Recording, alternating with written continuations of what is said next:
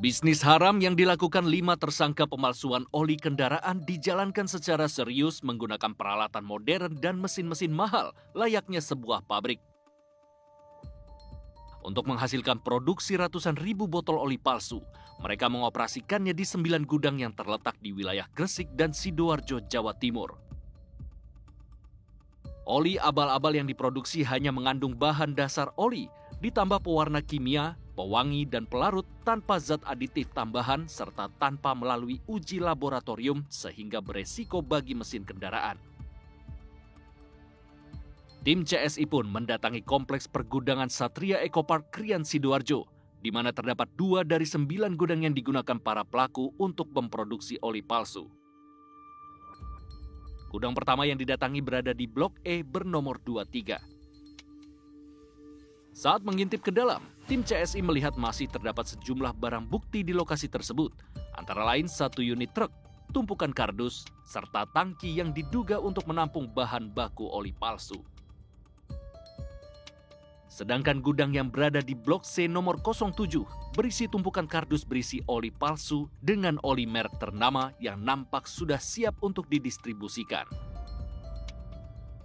Dari informasi yang kami dapatkan, gudang tempat produksi oli palsu ini sudah beroperasi selama 1 tahun terakhir. Setiap harinya, kondisi gudang sangat tertutup dan karyawan yang bekerja di pabrik tersebut diketahui bukanlah warga setempat. Karyawan ini kan betul karyawan ini yang SSB. Kalau mau nanti merapatnya ini buat ini. Enten bekas-bekasnya, enten memang bekasnya oli. Ngarani ya, kan ini yang terbaik. Nanti pemiliknya betul berapa?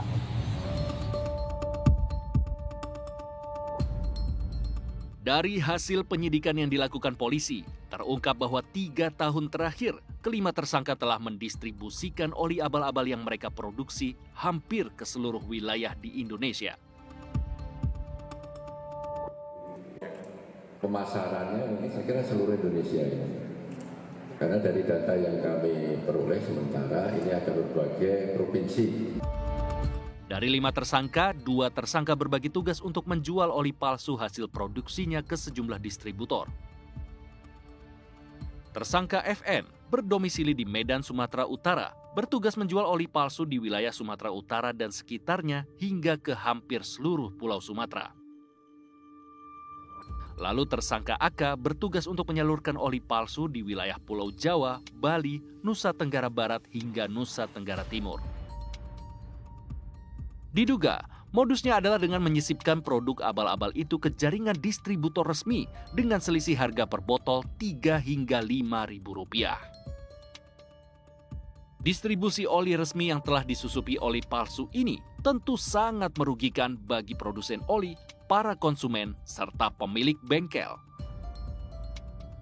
Salah satunya ialah pemilik bengkel bernama Arsyad yang menjalankan usahanya di wilayah Kebonpala, Jakarta Pusat. Ia mengaku bahwa pembelian oli yang ia lakukan sangat bergantung pada produk yang ditawarkan para sales dan distributor resmi. Sebetulnya kalau kita nggak seleksi, kita memang langsung dari pusatnya gitu kan sales gitu, kita diantarin sama dia gitu. Memang kita langsung, kalau oli-oli kita langsung distributornya aja langsung.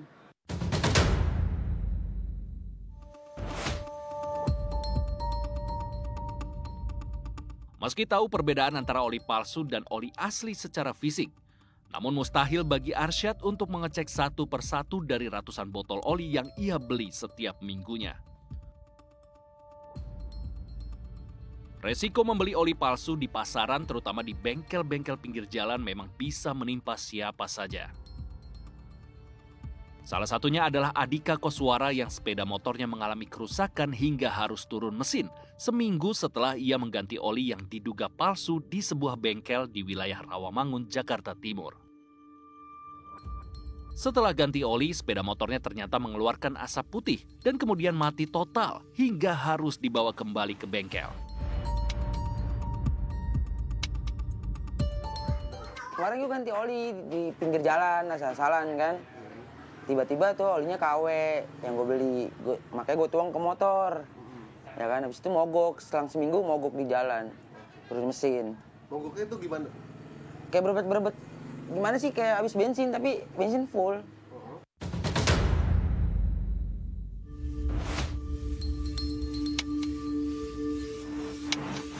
Hal serupa juga menimpa Lala Sumardi yang menggunakan mobil untuk aktivitas sehari-hari.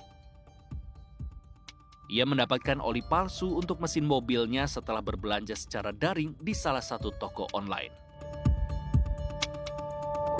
Cerita awalnya, karena di rumah kan suami itu ngebengkel sendiri.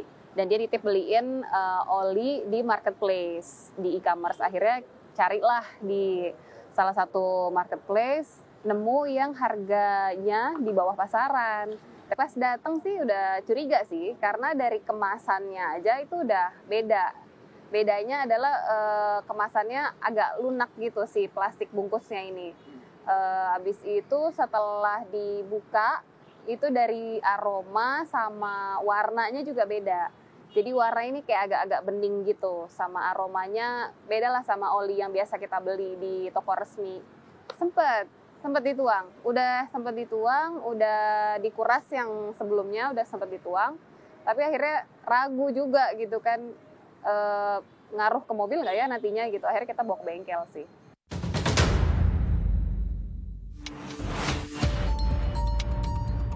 Tidak diketahui secara pasti berapa banyak oli palsu yang sudah beredar luas di pasaran. Namun dari satu komplotan pemalsu oli saja, kapasitas produksi yang mereka hasilkan mencapai 312.000 botol per hari. Sementara komplotan pemalsu oli jumlahnya lebih dari 1. Bisa dibayangkan berapa banyak korban yang berjatuhan akibat ulah orang-orang tak bertanggung jawab yang sudah meraup keuntungan miliaran rupiah selama bertahun-tahun. Dari Sidoarjo dan Jakarta, Tim Liputan untuk CSI RTV.